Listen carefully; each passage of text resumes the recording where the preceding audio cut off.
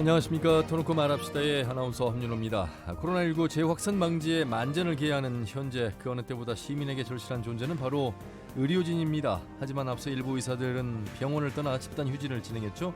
바로 정부의 의과대학 정원 확대 또 공공의대 설립 등의 정책을 반대한다는 이유 때문입니다.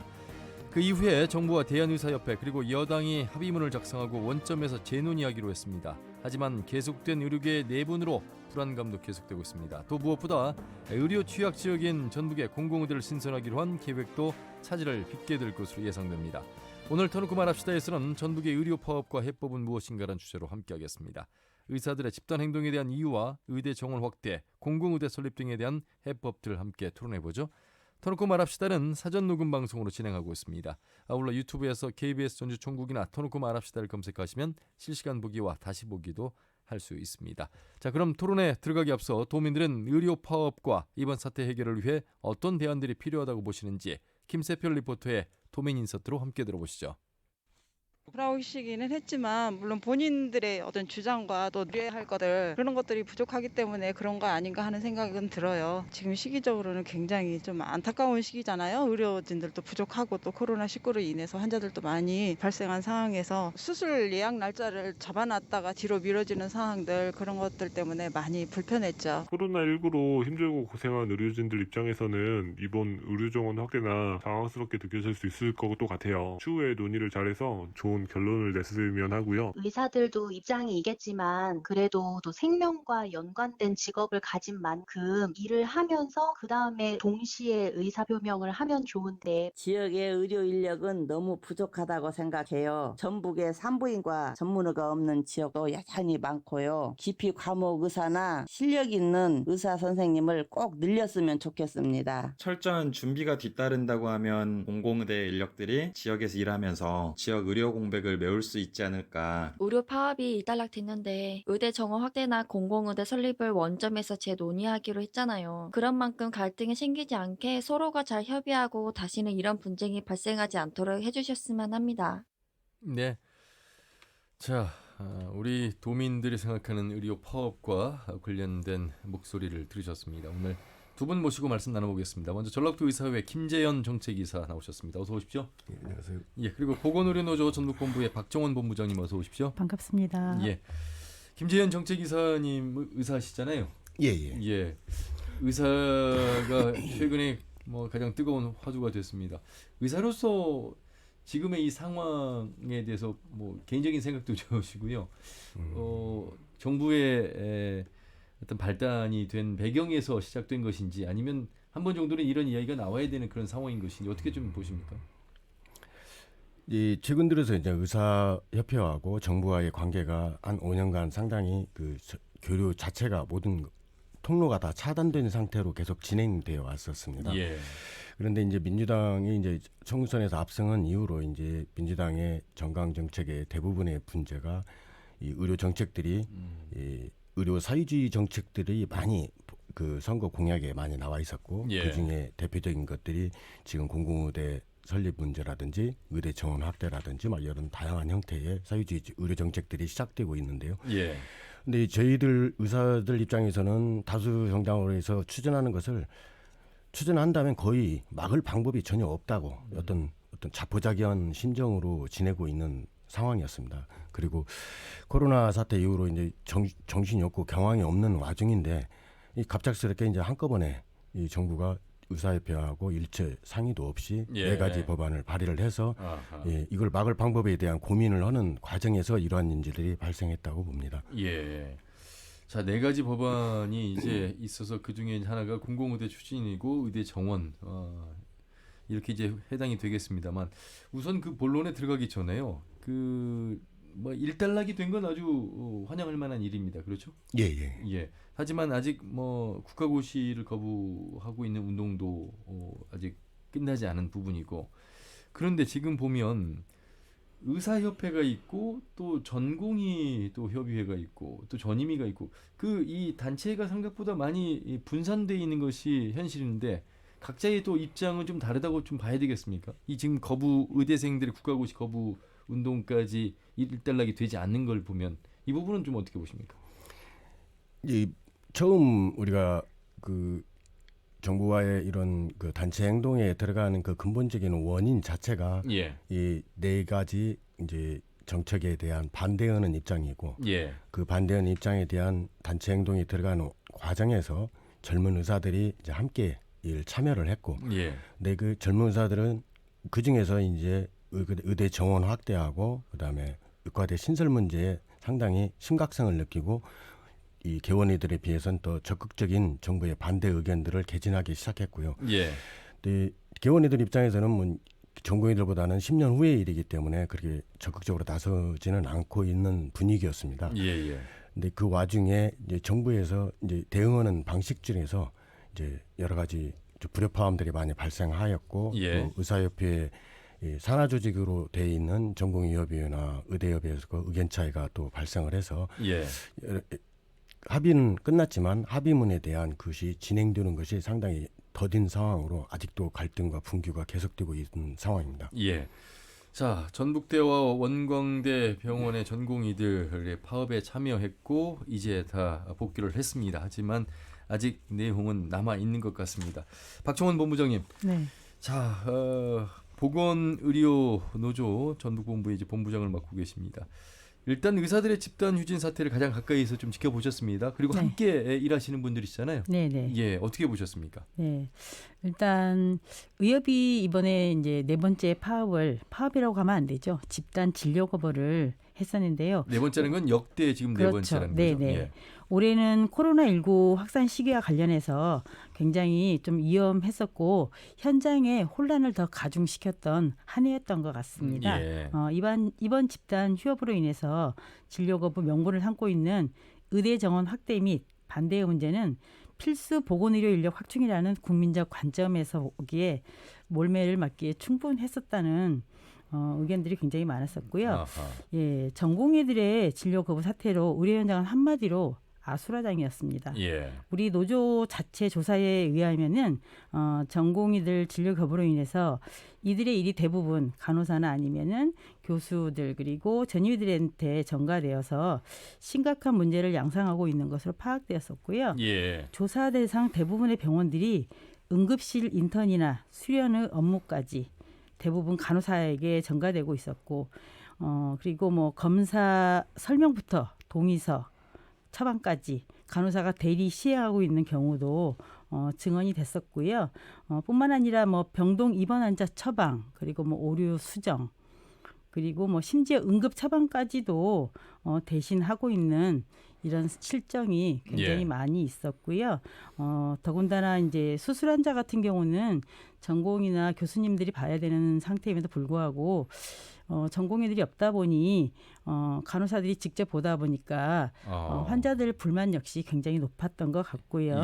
예. 욕창 상처 소독도 제대로 되지 않아가지고 대학병원 방문했다가 개인 병원 가는 경우도 굉장히 많았고 외래 진료나 특히 뭐 수술 예약 같은 경우도 미뤄지거나 아니면은 다른 병원으로 가는 경우가 굉장히 많아가지고 예. 가면서 굉장히 그 의사 선생님들 피켓팅하고 계시는 예. 분들 보면서 정말 이제 이건 제가 목격한 건데 예. 안 좋은 소리 굉장히 많이 하고 가시고 의사분들에게, 네, 전공의들에게. 네, 예. 네, 막 손가락질까지 하고 가시더라고요. 참. 예. 이건 뭐 환자 입장에서 느끼는 어떤 불안감, 불만을 아마 호소하는 모습인 것 같고 간호사들 입장에서 보면 역시 더 많은 경무에 시달릴 수도 있고 제가 취재를 해보니까 어떤 간호사분들은 오히려 전공의들이 빠짐으로써 환자가 줄어들고 일이 줄어든 부분도 있다. 이렇게 또 보시는 분도 계십니다. 간호사와 어떤 전공의 그리고 교수라고 하는 의대 교수 이 관계는 어떻습니까? 상하 관계는 분명히 아닌 것인 거죠? 일단 뭐 상하 관계라고 좀 봐야 될 것 같아요. 그렇습니까? 네네. 일단 뭐 환자가 줄어서 병동에서 근무하는 간호사분들 같은 경우는 조금 마음적으로 신체적으로는 좀 편안했다고는 하지만은 예. 일단 전공의들이 파업하라고 있으니까 진료 거부를 하고 있으니까 많이 불편은 하죠. 예. 그리고 이제 뜨거운 때학볕 곁에서 우리는 그 전공의 선생님들을 동료라고 생각하지만 그분들이 그 뜨거운 그 땡볕 아래서 예. 피켓 들고 있는 것도 보기 안 좋고요. 예. 정말 그 병원이라고 하면은 국민의 생명과 안전을 지키는 곳임에도 불구하고 예. 진료를 거부하고 거기에서 그렇게 하고 있는 것은 아. 정말 아니라고 생각합니다. 자, 보건 인원의 확충에 대해서 이제 견해가 좀 나뉘는 것 같고 우선 김재현 이사님, 환자들 입장에선 불만이 있을 수밖에 없고 물론 그럼에도 불구하고 백신현 전북도 의사협회장 입장에서는 환자가 지금은 의사를 생각해야 될 때다라고까지 저희 페트롤전북 방송에서 말씀을 하셨는데 지금 환자와 의사 그리고 간호사와 전공의와 의사 이 어떤 관계에서의 뭐 이분법적 구분은 아니겠습니다만 분명히 어떤 생각의 차이가 좀 있는 것 같습니다. 병원 내에서도 그렇고 이 목소리는 어떻게 들으셨습니까, 박종원 본부장님? 이제 어떤 문제를 볼 때 그 파업이나 뭐 여러 가지 단체 행동했을 때 국민의 불편은 하는 것은 예. 필연적으로 발생할 수밖에 없는 거고요. 예. 그 불편함에 대해서 저희들이 나름대로는 예를 들어서 코로나에 대해서는 응급진료실을 계속 운영을 했고 예. 또 중환자실이나 필수 인력들은 계속 유지를 했습니다. 그리고 실제 그 와중에서 이제 환자가 좀 많이 감소된 상황에서 이 나름대로 유지를 할 수 있는 필수 인력들이 계속 유지가 됐고 예. 전체적으로 우리가 파업이라는 그 진료가 중단되는 상황이 되려면은 의료 자체의 의사가 다 전원 빠져나오는 상황들, 예. 의료 행위가 전면 중단되고 외래 진료가 중단되는 상황들이 우리가 말하는 아주 그런 것이 의료 중단 사태라고 볼 수가 있는데요. 예. 근데 지금까지는 이 환자들의 불편을 고려해서 많은 부분들에 대해서 많이 고려를 했고, 그런데 이제 어떤 형태로든지 수없는 의견을 차이가 있을 때 이런 행동들이 발생을 했을 때 국민들이나 시청자들이나 그 왜 그랬는가에 대한 부분에 대한 관심을 좀 가져줬으면 해요. 그래야 그 원인에 대한 문제가 정확히 국민들이나 정부에 전달이 됐을 때 그 예. 해법을 찾는 데 하나의 방법이 된다고 자, 봅니다. 그러면 왜 그래야만 했는가와 더불어서 왜 지금이어야 하는가 이 두 가지의 어떤 차이가 있는 것 같습니다. 박정원 본부장님, 정부가 과연 왜 이런 정책을 이 시기에 코로나19와 같은 상황 속에서 꺼내든 것일까라는 질문. 그로 인해서 의사협회나 전공의들이 여기에 대해서 항의할 수밖에 없는 상황. 이 부분은 어떻게 보십니까? 네, 공공의대 설립과 그리고 의대 정원 확충에 관한 문제들은 예전부터 논의되고 있었고요. 예. 이 문제가 더 수면 위로 떠오르게 된 것은 아마도 코로나 재확산과 관련해서 더 떠오르게 된 것 같습니다. 예. 어쨌거나 우리 뭐 국민의 생명과 안전을 담보로 하는 병원 현장에서 저희 같은 경우 파업을 하게 될 때는 필수 유지 업무조를 남겨두고 파업을 나가게 되거든요. 예. 근데 이번 같은 경우는 제가 조사한 바에 의하면은 대부분의 전공의 선생님들이 파업이라고 하면 안 될 것 같아요. 집단 진료 거부라고 표현을 해야지 파업이라고 하면 안 될 것 같고요.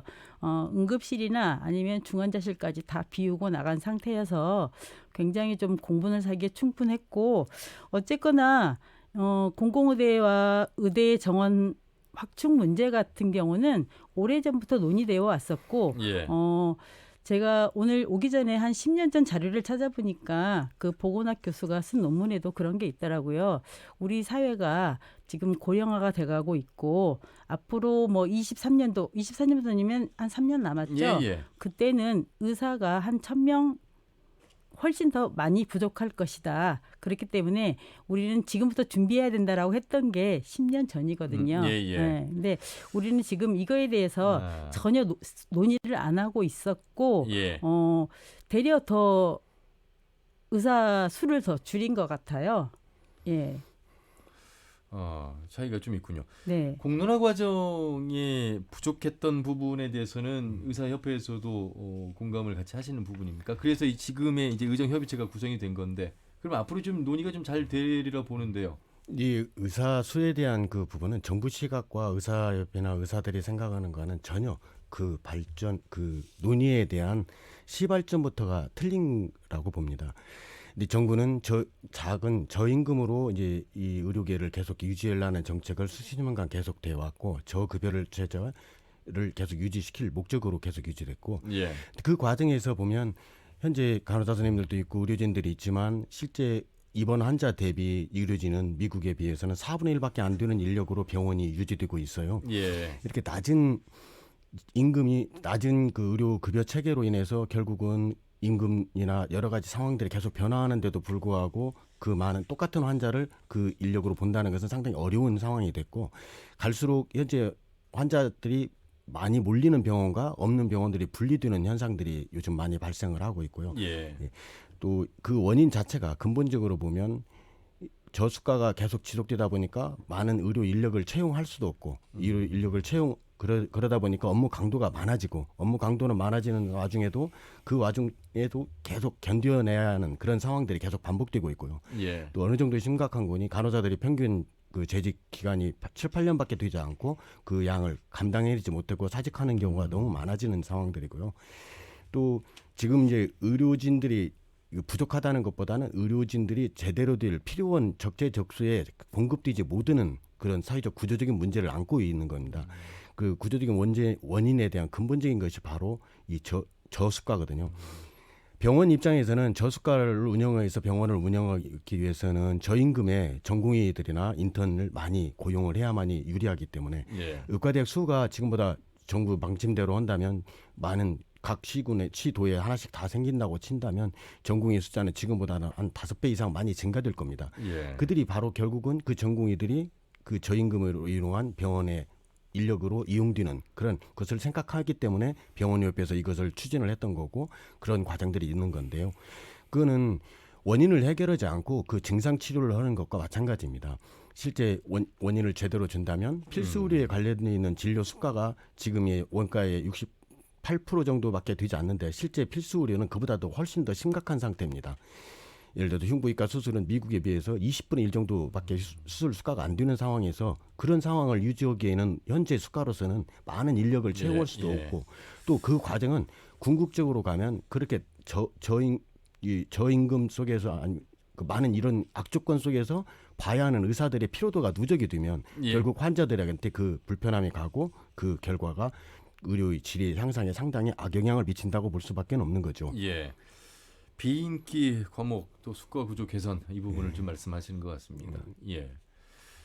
그 지금 이제 정부에서 내놓은 4대 정책, 의사협회에서는 4대 악이라고 주장을 했습니다만, 의과대학 정원 확대, 공공의대 설립, 한방 첩약 급여화, 비대면 치료 육성, 이 4가지의 정책에 대해서 전공의와 또 의대생과 또 의사 교수협회와 또 의사협회 다 지금 생각하는 바는 조금씩 차이는 있는 것 같습니다. 그렇죠? 예. 예. 자, 그런데 10년간 한 4,000명 늘리겠다라는 것이 일단 뭐 의대 정원의 확대 이 부분인 것 같습니다. 지금 부족하다고 말하는 입장과 지금 의사 수가 문제가 아니라 역시 수가의 조절이 필요하다고 말하는 입장, 이렇게 지금 보면 되겠습니까? 예. 이 부분에 대해서 어떤 원점으로 돌아가서 논의가 좀 되겠습니까? 그러면? 이 지금 의료계 쪽에서는 주장하고 있는 것은 지금 금액 자체가 너무나 저수가를 만들게 된 그 원인을 제공한 것이 바로 정부라는 데 있습니다. 예. 우리가 건강보험 재정 25조 원을 가지고 운영을 하는데, 그 위에 정부에서 지원을 해야 할 법령에도 명시되어 있는 정부 국고지원금을 14%를 전년도 그 건강보험 수입료의 14%를 지급하도록 돼 있는데도 불구하고 그것을 지금 15년째 거의 지급하지 않고 현재까지 미지급된 돈이 21조 원이나 됩니다. 이 돈들도 지급하지 않으면서 정부는 계속 공공의료를 확충하겠다, 공공병원을 짓겠다, 그리고 뭐 모든 계획을 인력 개정을 만든다고 말로만 그렇게 하면서도 최근 들어서 2월 달에 만들어진 재경부에서 발표한 안에 보면 공공병원에 대한 설립에 대한 예산은 단 한 푼도 없고, 또 그 국고지원금은 문재인 정부 들어서 오히려 11%로, 그 이전의 정부들은 13% 정도 지급했는 것도 오히려 더 감소됐습니다. 또 민간 의료원들을 많이 증설한다고 한 것도 문재인 정부에서 한 것보다는 성남의료원은 처음으로 문재인 정부 시절에 만들어졌던 거고, 공공병원이 많이 확충이 되고 시설 좋은 공공병원이 많이 확충이 돼야 거기에 전공의들이나 그런 게 분산이 돼서 갈 수 있는 질 좋은 서비스를 할 수 있는 시설들을 만들어야 하는데, 그거에 대한 예산조차도 만들지 않고 공공의료를 한다는 것은 그건 우리가 믿을 수가 없는 것이죠. 여기 대해서 박지원 본부장님 또. 공공병원을 많이 만든다고 해서 공공병원에 의사들이 많이 갈까요? 그 부분에 대해서 설명을 드리면, 공공병원에 대한 그 부분도 이 정부 정책에서 우리가 생각하는 것보다 정치인들이 그 근본적인 문제를 왜곡시켰습니다. 실제 광역 로 우리가 필요한 것은 이국종 교수님도 말씀하셨지만 전국의 4간대의 병원만 유지를 해서 응급센터를 정말 메모드급으로 시설을 갖춘다면 이 네 군데 사개 지역으로 권역으로 분리된다면 응급 환자들에 대한 후송 체계들은 거의 완벽에 가까운 시설을 갖출 수 있을 정도로 우리나라의 의료 예. 시스템들은 최고입니다. 그런데 정치인들은 어떻게 했습니까? 9개 권역으로 나눴고 거기에 투입돼야 할 돈을 똑같은 재정으로 9개로 나눴습니다. 그래서 거기는 응급센터가 만들어진 게 아니라 응급실로 전락하게 된 것입니다. 그래서 응급실로 전락하게 된다는 소리는 그곳에 근무할 수 있는 의사가 흉부외과 의사 혼자 근무하면서 365일 근무할 수는 없지 않습니까? 예. 다양한 인력들이 공급된다면 훨씬 더 질 좋은 서비스가 이루어질 수 있지요. 우리나라는 지금 OECD 평균에 훨씬 못 미치는 공공병원 숫자를 가지고 있고요. 그 의료 서비스 또한 훨씬 그 OECD 평균에 비해서 훨씬 낮은 서비스를 받고 있는 게 사실인 것입니다. 공공의료 재단으로 현재 투입되고 있는 그 정부 예산으로 보면 13% 정도밖에 되지 않고요. 유럽은 보통 40%에서 60% 정도 지원하고 있고 그 공공병원에 대한 모든 재원들이 국가 지원금으로 지원되는 세금으로서 운영되고 있습니다. 우리나라에서는 그 재원 자체가 공급되지 않는 상태에서 어떻게 공공병원을 많이 유지할 수 그러니까 있겠습니까? 지금 의사협회 입장에서는 정부의 지원이 뒤따라야만 수반되어야만 공공의료의 현실화가 될 것이다. 예. 그렇지 않고 의사 수를 증원하는 것만이 대안은 될 수 없다 이런 말씀이시죠. 그렇죠. 예. 자 그러면 알겠습니다. 자 두 분의 말씀을 들으면서 또 다른 분의 말씀을 들어보도록 하겠습니다. 이번에 단국대학교 의과대학의 기생충 박사로 잘 알려진 서민 교수를 연결해서 또 다른 입장 들어보겠습니다. 공공의료 문제점 지적하고 계십니다. 서 교수님 안녕하세요. 네, 안녕하세요. 서민입니다. 예. 자 그래도 많이 일단락되고 있는 모습입니다. 물론 국가고시를 거부하고 있는 모습은 있습니다만 전체적인 네. 어떤 총평을 지금 좀 해주신다면요. 그러니까 이게 이제 처음에 의사 전공의 파업이 이제 그러니까 파업이 전공의 주도로 이루어졌고요. 예. 그리고 이제 국민 지지가 한 40% 정도 나왔는데 이거는 의사 파업치고는 굉장히 높은 겁니다. 그만큼 의사들의 그 논리가 힘을 얻고 있다는 건데요. 예. 그러니까 그걸 갖다 이제 최대집이라는 그 의학 회장이 모든 걸 다 수포로 돌아가게 만든 거죠. 그래서 굉장히 좀 원망스럽고, 그러니까 후배들이 지금 좋은 의료 만들겠다고 애쓰고 있는데 예. 선배라는 사람이 그렇게 한다는 건 참 너무 실망스럽고요. 예. 당연히 탄핵돼야 한다 생각합니다. 최대집 의사협회 회장의 그 발언에 대해서 말씀을 조금 더 구체적으로 해준다면요. 그러니까 원래 이제 저희가 원하는 거는요. 예. 그러니까 정책을 철회하고 원점 후 재검토, 그러니까 의사와 다시 협상하자는 그런 이제 저희 아니었는데, 예. 근데 최대집 회장이 합의한 걸 보면은 그냥 정책의 중단이에요, 중단. 그러니까 중단은 잠깐 그러니까 지금 잠깐 쉬었다가 다시 이제 사태 좀 좋아지면 다시 추진하겠다는 그런 말이거든요. 그래서 예. 이거는 완전한 그 악수입니다. 지금 교수들이 전공의들 파업을 왜 그러니까 교수들은 사실은 뭐 밥그릇하고 아무 관계 없는 분들인데 그분들이 예. 왜 전공의 파업을 지지하면서 대신 이제 전공의들의 그 뒷바라지를 지금 하면 진료 공백을 메워주고 있잖아요. 예. 그러니까 그런 걸 보면은 지금 저희 의료계가 이번만큼은 정말 확실한 명분과 논리를 가지고 있고, 사실 정부가 하는 말 중에서 이게 말이 되는 말이 하나도 없었는데 예. 이런 거를 그냥 타협해 버림으로써 정말 그 정부의 양보를 끌어내는 정말 좋은 기회를 놓친 게 저는 너무 안타깝습니다. 정부 의사협회 이 협의체 구성에 대해서 또 다른 생각을 말씀해 주시는군요. 네. 예. 네. 의대 정원 확대, 공공의료 확대하겠다. 정부의 정책 이 부분도 화상에 지나지 않는다. 이렇게 지적을 하셨습니다. 좀 들어보겠습니다. 예, 그게 이제 뭐 의학 전문 대학원 같은 것도 왜 이게 실패했냐면요. 예. 이게 이제 뭐 기초의학자 양산한다고 뭐 이런 건데, 근데 이번 정권이나 그 지난 정권이나 그러니까 소위 그 좌파 정부들이 그 인간의 욕망이라는 거에 대해서 잘 모르시는 것 같아요. 그래서 그게 너무 안타깝고, 이제 일단 공공의대부터 먼저 말하면 예. 그 이제 그 독일처럼 이 공공병원과 이제 민간병원이 혼재되어 있는 경우에는요, 이 공공병원의 경쟁력이 가격에서 나옵니다. 그러니까 서비스가 좀 후지고 시설도 후지고 뭐 진료 질도 되게 안 좋지만 가격이 싸니까 가는 사람이 있거든요. 예. 근데 우리나라는요, 굳이 공공병원이 필요가 없는 게 민간병원하고 뭐 그러니까 소위 말하는 빅5, 그러니까 아산병원 같은 데랑 동네 병원하고 공공병원하고 가격이 똑같아요. 근데 사람들이 굳이 후진 시설을 가진 공공병원을 갈 필요가 없어요. 그래서 그 모든 공공병원이 전부 적자를 많이 보고 있고, 그러나 정부가 그거를 그러나 빅5의 큰 병원과 지역에 있는 공공의료와 접근성이 있어서는 지역에서는 소외되고 있다는 그 부분에 대해서는 어떻게 좀 생각하십니까? 아니 그러니까 저는 그렇게 생각하지 않고요. 그리고 예.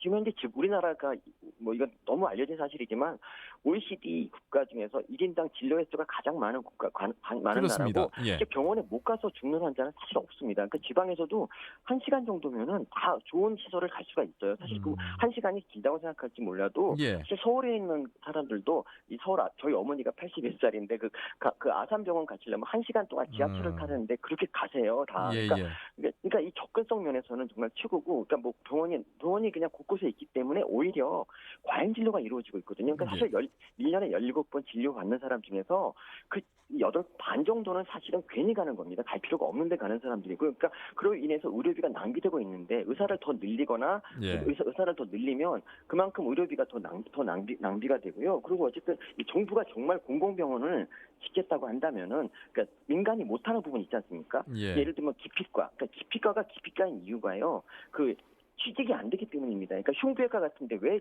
흉부외과를 지원을 꺼리냐면 하고 싶은 사람은 굉장히 많아요. 근데 전문의를 따봤자 취업할 병원이 없습니다. 왜냐하면 모든 병원이 거의 빅5를 제외한 모든 병원이 흉부외과를 해봤자 수지가 안 맞으니까 그냥 최소한으로 운영하고 있어요. 네. 그래서 흉부외과 의사를 새로 뽑지 않거든요. 그래서 취직할 데가 없어가지고 그분들이 뭐 하냐면 그냥 미용 성형하거나 아니면 감기 환자를 보면서 울분을 사깁니다. 내 이 기술을 가지고 감기 환자를 보다니. 그러니까 이런 상황에서 기피과를 안 한다고 뭐라고 하는 게 말이 안 되는 거죠. 정부가 흉부외과 전문 병원을 근사하게 짓는다. 그러면 흉부외과 의사들이 글로 몰려서 정말 지방 어디에 있든지 최고의 흉부외과 병원이 만들어질 수가 있어요. 근데 정부가 자기 돈을 하나도 안 쓰면서 그냥 의사 늘리면 당연히 뭐 막연하게 기피과 하겠지. 이런 되게 환상적인 생각을 갖고 있는 게 문제라는 거죠.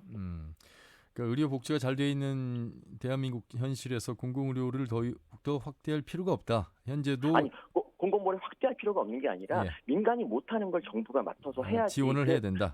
그러니까 예를 들면 이국정 교수, 아까 이제 어떤 분도 말씀하셨는데 이국정 교수가 중증외상센터를 놔주다가 왜 실패했냐면 예. 이국정 교수가 아무리 환자를 열심히 봐도 열심히 볼수록 적자가 나거든요. 예. 그래서 아주대 병원이 그걸 감당하지 못한 겁니다. 국가가 해야 될 건 바로 이런 거죠. 그러니까 뭐 중증외상센터를 정말 한 두세 군데 정말 멋진 걸 만들어 놓고 환자들을 글로 오게 하면 예. 뭐 얼마든지 중증외상센터가 살아날 수 있어요. 근데 지금 그걸 안 하지 않습니까? 예. 또 이게 문제죠. 그러면서 그냥 의사만 늘린다? 이건 절대 되지 않는 그런 겁니다. 예. 자, 지역 방송입니다. 남원에 있는 서남대학교가 폐교가 되면서 서남대 의대도 폐교가 됐습니다.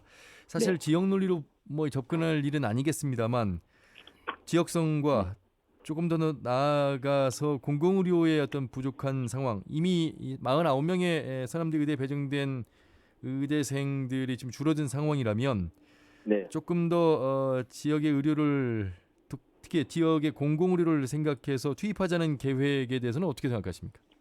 그러니까 정부가 서남대가 폐교된 이유를 정확히 모르는 거예요. 그러니까 그게 왜 폐교됐냐면요. 예. 그게 그러니까 의대 만드는 게 되게 쉬운 일이 아니거든요. 그렇죠. 그러니까 저희 학교 같은 경우 이제 정원이 40명입니다. 한 학년에. 예. 근데 교수 숫자가 160명입니다. 어떤 단과대학도 이렇게 교수가 많은 대학이 없고요. 아하. 그리고 이들을 교육할 만한 그런 수련 병원이 있어야지 의학 교육을 제대로 할 수 있어요. 근데 서남대 병원은 이런 거를 제대로, 그러니까 부속 병원을 만들지 못했기 때문에 애들이 실습할 병원이 없기 때문에 의학 교육을 제대로 못한다. 그래서 폐교가 된 거거든요. 예. 그런데 지금 정부가 공공병원을 이제 공공의대를 만든다고 하면서 부속병원은 짓지 않을 테니까 남원의료원을 갖다 이제 쓰라고 얘기를 해요. 네네. 근데 그렇게 되면 어떻게 되냐면 사실 요새는 KTX, SRT가 되게 발달해서 사람들이 이제 웬만하면 진짜 암 걸린 사람은 전부 서울에 와서 진료를 받아요. 예. 그러니까 그런 현실에서 남원의료원에서 그 공부한 애들, 그러니까 수련을 쌓은 애들은 그 암 환자를 평생 뭐 내내 한 번도 못 본 채 의사가 됩니다. 예를 들면 예. 종양내과 의사인데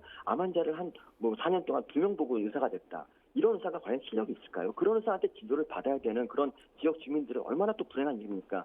저는 정말 화가 나는 게 이런 정책을 위반하는 분들은 당연하게도 빅5 병원을 가서 진료를 받는데 그냥 지역민들은 그냥 뭐 수련 안 된 후진 병원 의사한테 그냥 진료를 받으라 이렇게 말하는 게 저는 너무 어이가 없는 거죠. 그래서 이거는 정말 말도 안 되는 거고 똑같은 짓을 다시 하려고 하는 것 자체가 저는 말이 안 되고요. 그러니까 정부가 일단 돈을 써서 뭔가 공공병원을 좀 짓든지 해야 되는데 여전히 돈을 안 쓰면서 뭔가 한다는 게 좀 너무 어이가 없습니다. 예. 그러니까 한 말씀을 정리하자면 수련병원 짓지 않고 해서는 안 된다 이런 말씀이잖아요. 네, 공공병원을 멋지게 짓고, 그리고 이제 아까 어떤 분이 말씀하셨는데 그게 뭐 공공병원을 지방에 지으면 의사들 오냐고 이렇게 물어봤는데 그 의사를 오도록 유인을 해야죠. 사실 그 지방에 우리가 이제 지방 살리려고 뭐 지방에다가 뭐 별의별 공공기관도 보내고 막 노력해도 안 되지 않습니까? 의사도 마찬가지입니다. 의사도 똑같이 인간이고 나름대로 돈을 벌고 싶은 욕망이 있거든요. 예. 이런 거를 그냥 존중해 주면서 이 정책을 추진해야 되는데 그냥 뭐 무조건 그냥 공공병원 있는 사람은 그냥 공공병원에서만 근무해라. 거기서 10년 근무하지 않으면 안 된다. 이런 게 진짜 말이 안 되는 게 그렇게 10년 동안 어거지로 근무하는 사람들이 사명감을 가지고 일을 하겠습니까? 전혀 아니죠. 10년만 어설프게 10년 때우면 되겠다 생각하고 그리고 그동안 받았던 돈을 돌려주면 뭐 딴 데로 갈 수 있다. 이렇게 유언 소송을 낼 수도 있습니다. 그래서 이거는 정말 아까 말씀드린 인간의 욕망을 전혀 생각하지 않은 그런 독정이라고 할 수 있죠. 예. 그렇다면 이제 서민 교수께서 제안한 대안은 정부에서의 적극적 지원과 유인이 필요하다 이런 말씀이시네요. 그리고 민간이 못하는 걸 하라는 거죠. 그러니까 예, 예. 민간이 잘하는 걸 하려고 하지 말고 민간이 못하는 거. 그러니까 외과하고 뭐 중증외상센터, 흉부외과 같은 거 그리고 산부인과 같은 것도 산부인과도 저희가 지금 지방에 산부인과 병원이 다 문을 닫고 있거든요. 그래서 애를 낳을 수 있는 그런 멋진 산부인과를 정부가 이제 운영을 하는 거죠. 그런 게 정부가 할 일인데. 그 의사 늘린다고 저절로 되진 않습니다. 뭔가 정부가 추진해야죠. 예. 자 혹시 뭐 서민 교수께 질문하실 내용 있으십니까? 혹시 박정원 본부장님? 네. 그러니까 저희 예 말씀하세요. 서남대가 폐교된 원인은 네. 재단의 부실 운영이지 서남대에 뭐 다른 원인이 있어서 서남대 의대가 폐교된 건 아니고요. 아까 교수님 말씀하셨듯이 공공병원의 시설이 막 후지였다고 이렇게 말씀하셨는데요. 공공병원의 시설 굉장히 좋습니다. 요즘 뭐 간호간병 서비스도 많이 하고 있고요. 의료 장비들 새로 많이 들어와가지고 갖춰져 있긴 하지만 실제 의사가 없어서 장비 운영을 못하는 곳도 굉장히 많이 있습니다. 네, 제가 그럼 거기에 반론하자면요. 그러니까 서남대가 폐교된 게 재단이 후져서 그런 거라고 말씀하셨는데요. 재단의 비리 때문에. 재단 비리 때문이죠. 네. 재단이 좋지 않아서. 근데 그 재단이 정말 의과대학을 운영할 만한 그런 투자도 하지 않고 정말 돈을 빼돌리는 데 썼다는 그런 말인데 그러니까 그렇게 의과대학 운영하기가 어려운 겁니다. 그러니까 부속병원을 제일 먼저 짓고 그리고 의과대학을 만들었어야 되는데 모든 의과대학이 지금 다 그렇게 하고 있거든요. 그러니까 근데 그렇게 안 했다는 게 문제고요. 그리고 공공병원에 의사가 안 오는 거에 대해서 벌써 말씀하셨는데 지금 공공병원이 전부 적자 보는 건 아시죠? 그리고 공공병원이 적자를 보고 그 적자를 지자체에 떠넘기기 때문에 지자체에서 그 돈을 메꿔주면서 이렇게 말합니다. 그냥 직원 수 줄여라, 의사 줄여라 이렇게 계속 요구를 합니다. 그래서 의사가 점점 줄어들 수밖에 없고요. 그리고 의사가 숫자가 없으니까 의사 1인당 일이 많아지지 않습니까? 월급은 별로 많지도 않으면서 일만 많이 한다? 이런 병원에 누가 가겠습니까? 오히려 지방에 있는 공공병원은요, 차라리, 그러니까 원래 의사보다 돈을 더 많이 주고 유인책을 써야지 좋은 의사가 올 수 있고요. 만약 정부가 진짜 뭐 마음 먹고 진짜 돈 몇 천씩 준다면 좋은 의사 얼마든지 구할 수 있어요. 근데 이런 거를 안 하고 그냥 지어놓고 무조건 오라는 건 말도 안 되는 거죠. 예. 지방의 공공병원에 더군다나 지방의료원에 저희가 자체적으로 조사한 바에 의하면은 지방의료원에 계시면서 근무하시는 의사 선생님들 급여 절대 낮지 않습니다. 의사가 오지 않기 때문에 이분들 몸값이 계속 올라가고 있고요.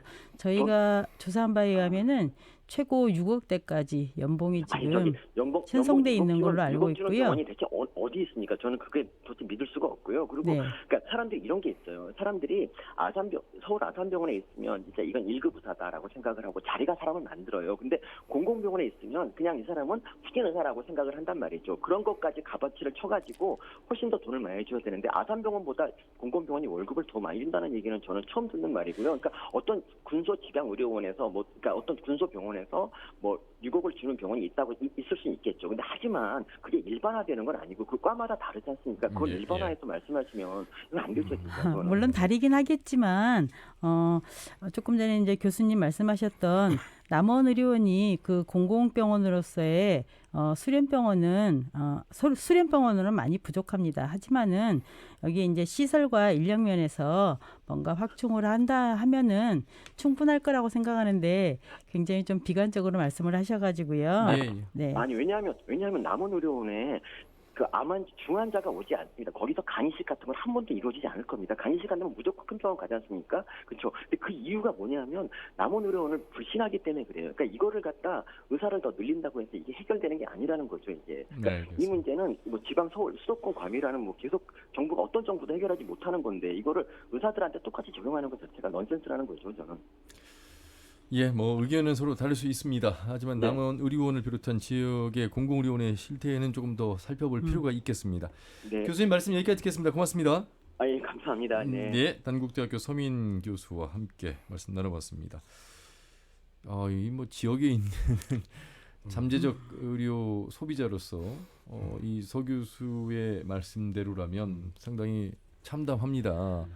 그러니 정부가 지원할 일이지 이것이 지금의 정부의 정책대로 의사를 증원하거나 공공의대를 설립해서 될 일은 아니다. 유인책을 써야 된다. 어떻게 들으셨습니까? 예. 그 부분에 아까 말씀하신 것 중에서 한 가지만 좀 지적하고 들어갈 부분이 하나 있는데요. 예. 이 의과대학 아까 그 정원이 40명 있는데 단국대학교에서 140명 넘는 의사 교수가 필요하다고 160명이라고 했던 160명 넘는 여러분들이 지금 깜짝 놀랐을 거예요. 우리 종합대학에 가면 종합대 교수들 총 합쳐도 150명 정도 그런 의과대가 없는 종합대학을 가면 그 정도예요. 예. 근데 정확하게 설명드리면 의대를 만들기 위해서는 의학교육인증평가원에서 받은 기준이 있어요. 기준이 있는데 그 기준이 기초의학교실은 20개 교실을 운영을 해야 돼요. 그다음에 임상교실은 80개 교실을 운영을 해야 돼요.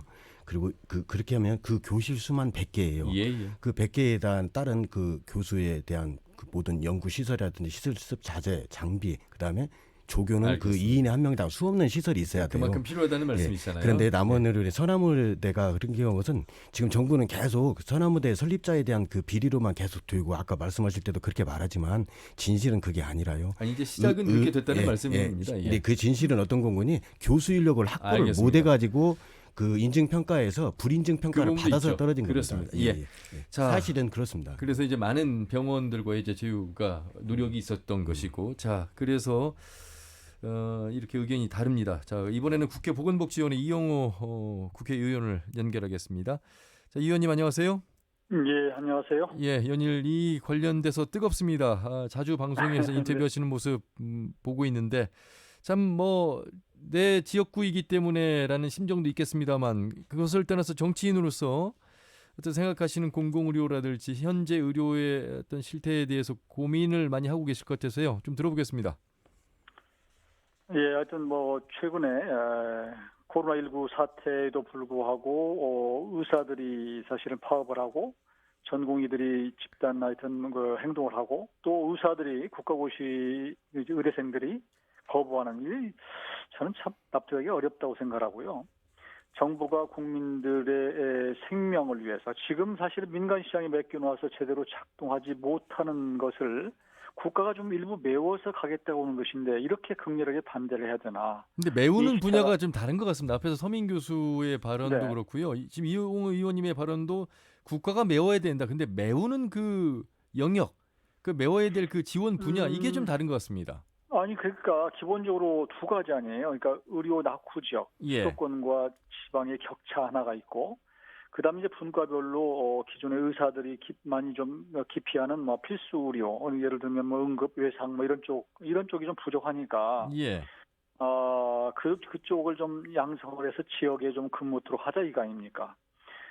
근데 거기에서부터 이제 인식 차이가 있는 것이 그렇죠. 예. 의사들은 의사가 부족하지 않다.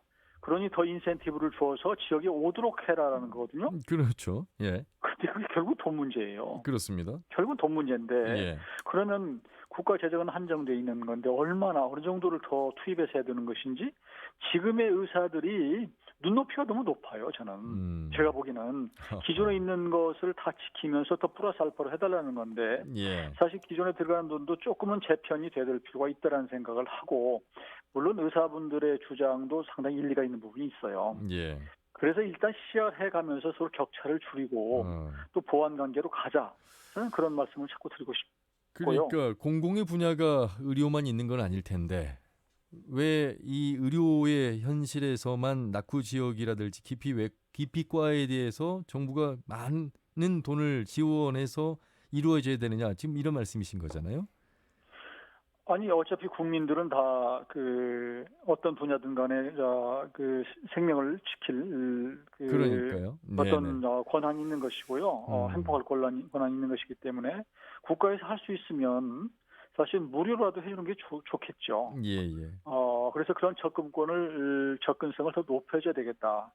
경제적으로 또 경제적 접근성, 또 물리적 접근성 이런 걸 다 좀 이렇게 좀 높여줘야 되는데 현실은 그렇지 못한 거 아니냐라는 예. 것이고요. 의사 숫자만 해도 지금 뭐 의료계에서는 부족하지 않다 이렇게 얘기를 하는데 사실 뭐 명백한 것은 부족해요. 데이터에 나와 있는 것조차도 인정을 안 하니 그 격차가 매우 크다 저는 그렇게 생각을 합니다. 예. 공공의대 설립 아무래도 뭐 우리 지역과 연관성이 더 있어 보입니다. 물론 공공의대가 설립된다고 해서 남원의 서남대, 남원의 위치로 다시 올 수 있을지는 미지수입니다만 그럼에도 불구하고 가능성을 높게 보고 있습니다. 지금 법률이 국회에 계류된 상태에서 여러 노력들을 하고 있습니다만 분위기는 어떻고요? 그 만약의 경우에도 대비를 해야 될 상황까지 이루어질 수도 있어서요. 공공의대가 남원에 온다고 하는 것은 전제입니다. 전제. 공공의대의 전제예요. 왜냐하면 서남대가 폐교되면서 의대 정원 갖고 활용하자고 하는 것이 공감대가 이미 있었고 몇 차례 그것은 발표를 한 거예요. 그래서 그러면 뭐 굳이 이 남원 아니면 서울로 가져야 된다. 다른 타도로 가져가야 된다. 이것은 지금 의대 정원이 묶여 있는 것이 광역단체를 못 넘어가게 돼 있기 때문에 그렇습니다. 예. 다른 데로 가기가 어렵죠. 그래서 이 부분은 뭐 저는 뭐 변함이 없다고 생각하고 지금 1차로 공공의대를 하고자 하는 이 공공의대는 정원 내에 있는 거예요.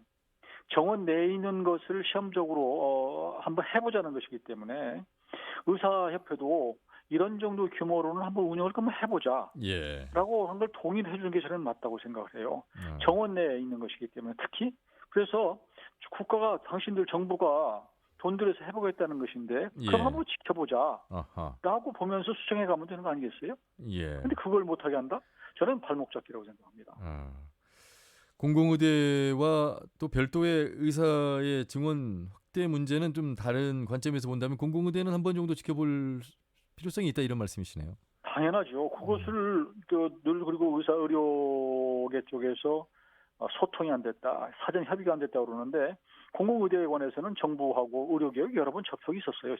이게 어제 오늘 얘기가 아니고 한 2년 전부터 있었기 때문에 근데 무작정 반대예요. 의료계에서. 무조건 안 된다는 거예요. 안 된다는 논리가 명확하지가 않아요.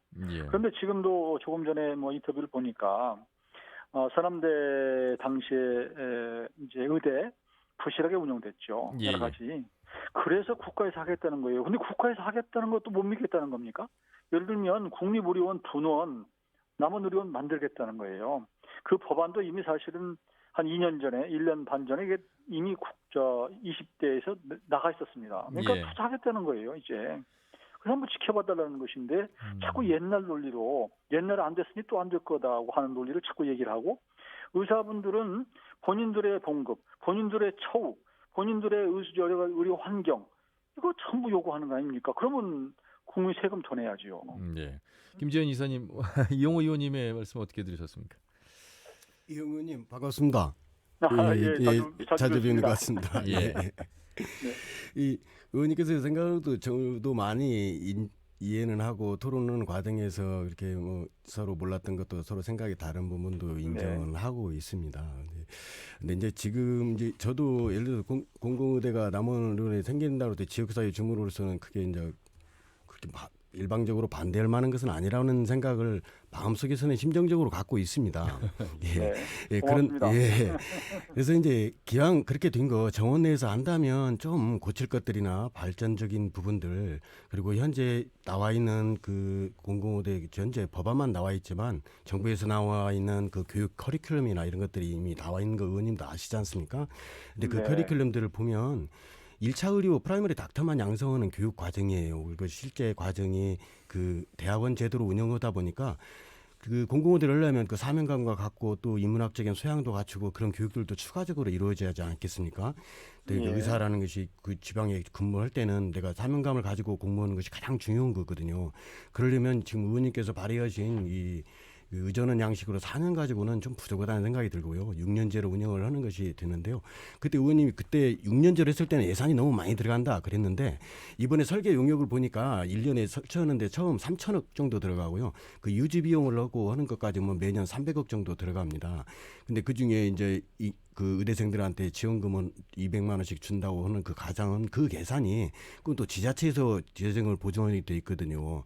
근데 이런 것을 만약 남원의 시민들이 안다면 지자체에서 그 돈이 엄청난 돈인데 1년에 100억 정도의 돈이 들어가야 하는 돈인데 그거에 대한 것도 한번 그런 방법 말고 지자체에서 부담감을 줄일 수 있는 다양한 방법들을 그리고 실제 운영한다면 어떤 것이 구체적으로 좋은 건지 이거에 대한 고민을 좀 해주셨으면 합니다. 예.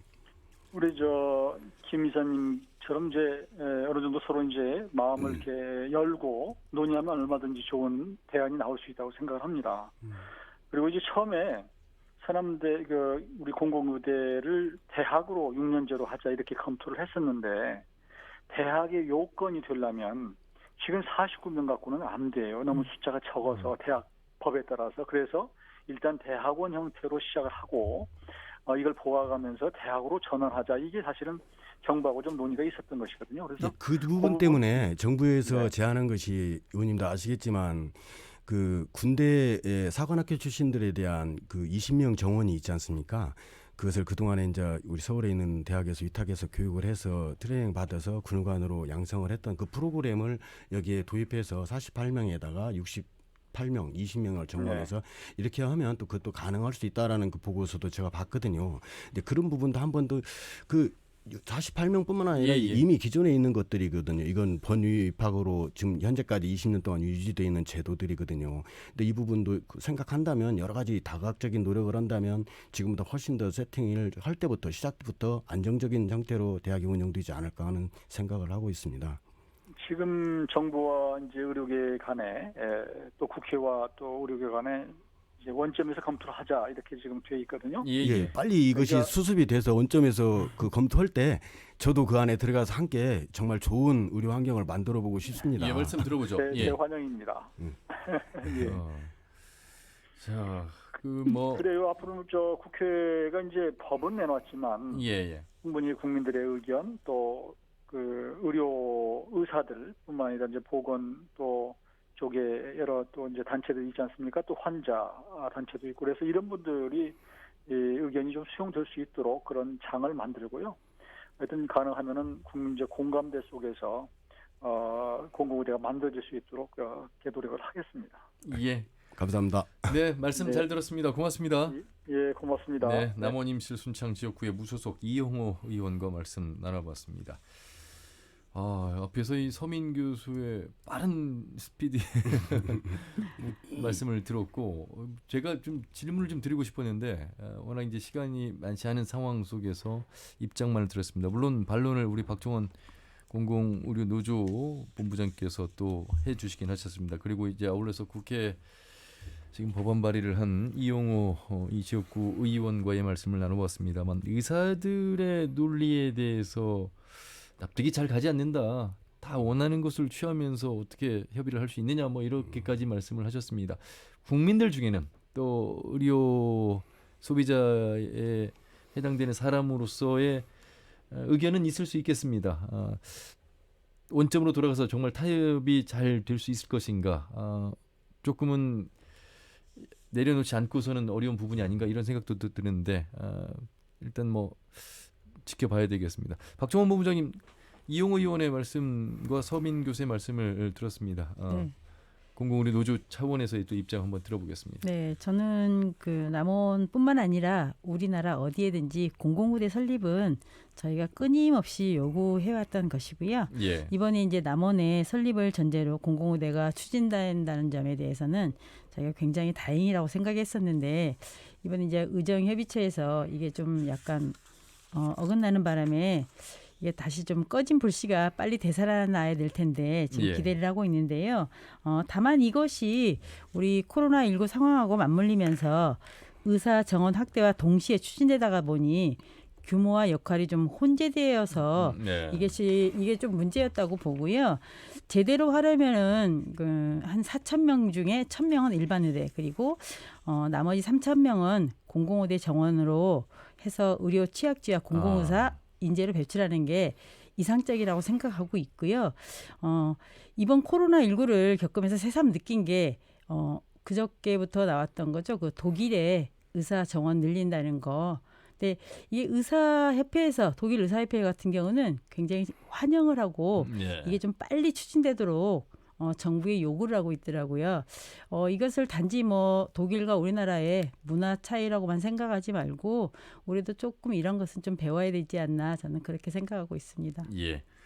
자, 전라북도 의사회 김재현 정책이사 그리고 보건의료노조 전북본부의 박종원 본부장과 함께했습니다. 제가 이제 그에 마무리 대한, 그에 대한 얘기를 시간을 드리겠습니다. 먼저 드리면 이 독일 얘기가 지금 계속 요즘 들어서 많이 나오는 것 같은데 독일은 2006년도에 파업을 3차례 했어요. 그 후에 의사와 정부 관계가 아주 최대의 적대 관계로 계속 유지된 나라고요. 그 나라는 의대 교육부터 모든 과정이 국가에서 지급하고 그 월급부터 국가가 공무원으로 종사를 하고 있어요. 그 후에 정부하고 이 관계가 나빠지면서 의사들이 매년 3,000명씩 해외로 나가고 있습니다. 그래서 매년 그동안 10년 동안 나간 숫자가 36,000명이 나갔어요. 그리고 그 후에 36,000명이 나가서 결국은 어쩔 수 없이 동부 유럽에 있는 의대 학생들이 졸업한 학생들이 들어오게 된 거예요. 근데 현재까지 들어온 학생들이 2만 3천 명 정도 돼요. 그래서 현재 한 2만 명 정도가 의사가 인력이 부족한 상황이 발생을 해서 부득이하니 그 숫자가 5천 명을 한 해에 그 졸업생이 10,000명인데 그중에 5천 명을 더 증가시켜서 15,000명을 뽑겠다라고 한 거고요. 그렇게 되자 보니까 문제는 독일은 이제 좌파하고 우파가 많이 나눠져 있는데 좌파는 극렬하게 반대하는 상황이고 오히려 왜 그러니 그 돈을 지급을 하려면 의사 1인당 들어가야 할 정부가 지급해야 할 돈이 3억 8천만 원 정도 들거든요. 그 숫자를 하려면 세금이 엄청나게 투입되기 때문에 그거에 근데 그렇게 투입을 해서 의사가 나왔지 않습니까? 나왔는데 그들이 다 외국으로 나가버리거든요. 근데 그걸 막을 수 있는 방법이 현재 법적으로 하나도 없기 때문에 국가가 많은 돈을 투입을 해도 의사들이 밖으로 나간다. 그러니까 지금 상황을 보면서 제가 가장 거기서 우려스러운 것은 현재 의과대 학생들이 졸업과 동시에 제일 먼저 하고 있는 것이 봉직이나 어디 취업을 하는 것이 아니라 대부분 미국 의사고시와 일본 의사고시를 준비하고 있다는 사실을 국민들은 모르시고 계실 거예요. 작년도에도 의사고시 준비하는 학생들이 미국 의사고시 합격은 학원 학생만 하더라도 3,000명이 넘고 일본 의사고시도 2,000명이 넘어요. 그리고 합격자들도 1,500명이 넘게 나오고 있어요. 그렇다면 지금과 같이 의정 관계가 의사들과 정부와 이런 관계가 계속 지속된다면 국내 의사들은 1,000명을 늘리는 것이 아니라 1,000명이 아니라 그 이상의 인력들이 매년 외국으로 나가게 될 거라는 것이 제가 가장 걱정하고 있는 부분입니다. 지금 뭐 양쪽의 입장을 좀 들어봤습니다.